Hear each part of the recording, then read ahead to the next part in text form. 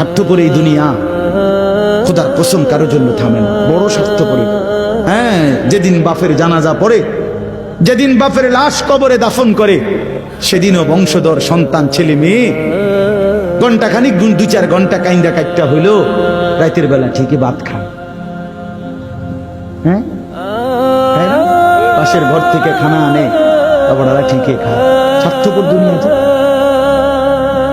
থামে না রে ভাই, থামে না দুনিয়া। ওই জন্য আমাদের কারোর জন্য থামবে না। তুমি আমি মরে গেলে শেষ। আবারও বলছি কথা, আমি মরে গেলে এরপরে পৃথিবী যত আধুনিক হোক না কেন, আমার কি কথা বুঝছিনি?